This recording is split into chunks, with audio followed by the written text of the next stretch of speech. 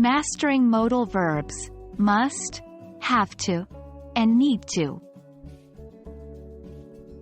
Hello, everyone. Today we are going to review and practice one of the key components in English grammar: modal verbs. Specifically, we'll delve into must, have to, and need to, and their usage for expressing obligation and necessity. Buckle up, and let's dive in. Must is a modal verb we use to express strong obligation coming from the speaker's perspective or necessity. For example, I must finish this report by tomorrow. Obligation: it must be raining outside. Necessity: logical conclusion. Remember, in questions and negatives we usually prefer have to and need to over must, but must is still occasionally used.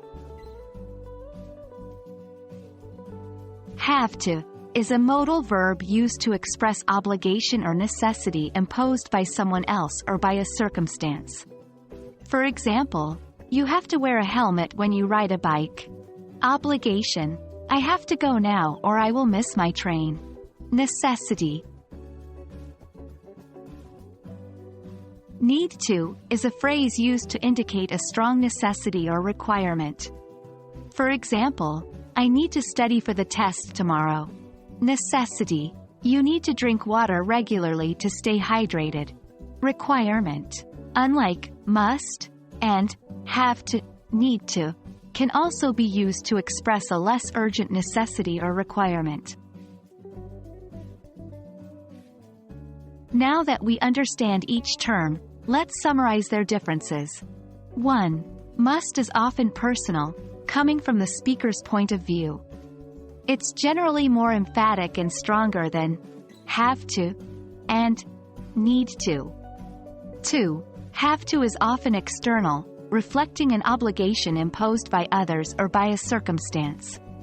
3. Need to is often less urgent than must or have to, and can express requirements or necessities that are less immediate. That's a wrap on the use of must, have to, and need to for expressing obligation and necessity.